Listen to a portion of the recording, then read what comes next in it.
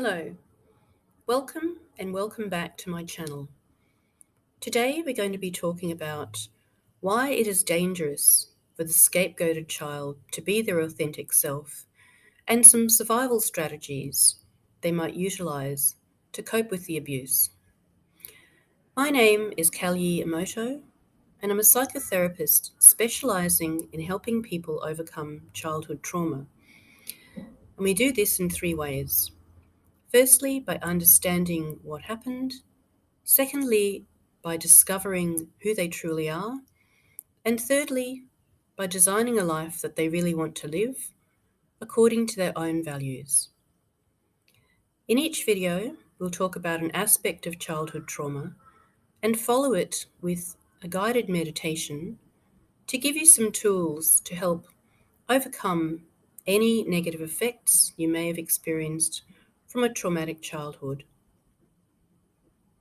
When a child in a healthy family system is being their authentic self, the parents will encourage this and give the child respect, protection, and gentle guidance so that they can become the best version of their true selves that they can be. However, the scapegoated child is not afforded these privileges. When the scapegoated child attempts to be their authentic self, they are met with anger and hostility from the narcissistic, toxic parent. And this is because the narcissistic parent wants the child to take on the parent's disowned, hated, rejected identity that the parent is constantly trying to project onto the scapegoated child so the parent can be rid of these things. When the scapegoated child attempts to be their authentic self, it reminds the narcissistic parent that the child actually possesses positive qualities that the parent may not possess themselves. When this happens, it threatens to bring down the whole facade that the parent has tried to build to see themselves as wise, loving, kind, and project onto the child the fact that they are evil or bad. So for the scapegoated child, it feels horrible and dangerous to be their authentic self because they are met with anger and hostility from the parent when they try and do so. But it also feels horrible and dangerous to take on the parent's projected unwanted self because when they do that, the parent will then despise, insult, deride them because the child is evil and bad. So the scapegoat child cannot win. They are set up to fail no matter what they do. And this will also often include the siblings as well. They have been co-opted and brainwashed by the narcissistic parent to believe that the reason the parent is angry is because the child is bad. And so often the siblings will be angry with the scapegoated child as well, talk behind their back and say, why can't that child just stop making trouble and stop making the parent angry all the time? Why can't they just behave? So there are often no allies and there is no help in the dysfunctional family system for the scapegoat child. Their life can become a nightmare of trying to endure daily attacks instead of being allowed to enjoy their life. Because the situation is so dangerous and damaging, the child will often utilize survival strategies, and these revolve around trying to hide themselves, their real self, in order to protect it. One of these strategies is called grey rock, and this is where the child will stop talking and showing any emotion in an attempt to not to attract attention to themselves so they can avoid being derided, criticized. Needless to say, this is terrible and devastating for the child's self-esteem.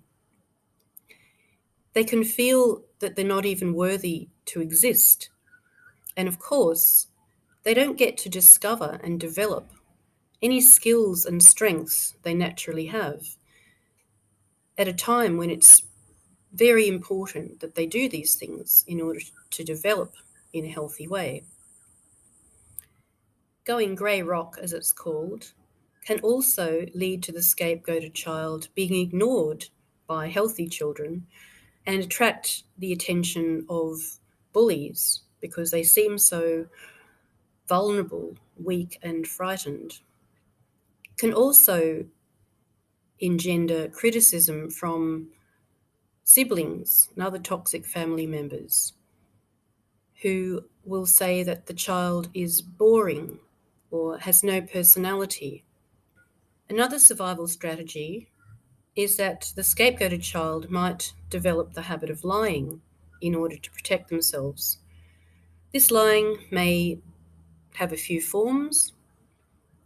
They may lie to hide their real self, such as I remember sometimes putting forward opinions that I didn't even believe, because when those things were shot down in flames, as they inevitably would be, I wasn't so invested because I didn't believe it anyway. So it wasn't my real self that was being shot down. Also, scapegoats can lie to appear normal to their friends and other people. They might lie about how things are at home and say, oh, things are fine, when they're really not, because they don't want to set themselves apart from other people. They might also lie as a fawn response, meaning they shut down their own needs in order to give someone else what they need, often the narcissistic parent.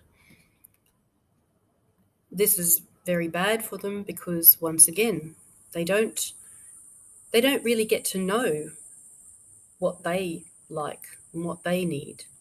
It's always about giving to someone else. They might also lie to get resources they need, because being honest and straightforward doesn't get them these things. And also, they might lie to not have to explain themselves. When you're in a dangerous or difficult situation, you're often behaving in a way that makes sense in that situation, but doesn't make sense to others. So you lie to not have to explain yourself and risk being misunderstood by others.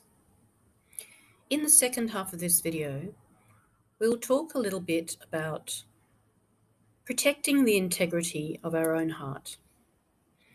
And this means we do not seek to take revenge on those who've harmed us or to hate them, because this may compromise the quality of our heart, causing it to become bitter or hardened. And this will not help us to discover and develop our best self. Instead, we try to develop compassion and love towards ourselves and others, even those who've harmed us. A lot of the fables and stories around the hero's journey are really about the central character maintaining the strength and purity of their own heart, despite facing dangerous situations and or very bad treatment from others. And now Let's start our meditation. Breathe in relaxation, starting at the top of your head. Let it flow down into your face, into your neck and shoulders, into your upper body, then down into your stomach area, into your hips and thighs, your knees, into your calves, into your feet and toes. And as you allow your body to relax, you can also allow your mind and your emotions to relax. So step away from your own mind and emotions. And from that space you've created, you can observe your thoughts and emotions without getting involved with them, without following them. You can just let them be as they are and experience yourself as consciousness, awareness, your true essence. So now breathe in love and life force from nature and from the universal energies. Let it fill your body and aura, and then breathe out love back into the world and the universe. Breathing in love and breathing out love. Breathing in love and breathing out love. And as you do this, you can say some affirmations quietly to yourself, such as, I acknowledge that my narcissistic parent projected unwanted and hated parts of themselves onto me and treated me badly. I now give myself permission to discover and develop my true self. I let go of the false identity that my narcissistic parent projected onto me, and I also let go of any need for revenge or any hatred I ever held towards them. I feel my heart filling with compassion and love for myself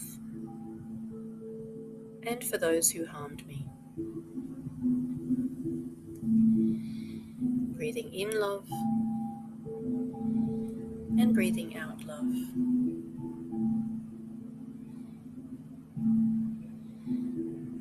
Continue to do this for a couple of minutes and feel your heart becoming stronger, brighter, and more loving. Breathing in love and breathing out love.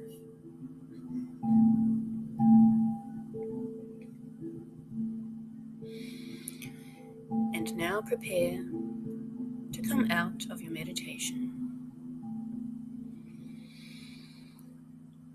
Feel your body sitting on the chair in your room.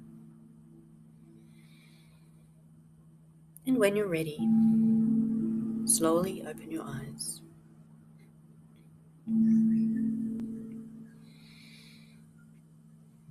I really hope that this video has helped you. I encourage you to like and subscribe, and I wish you well wherever you are in the world. I'll see you next time in the next video. Bye for now.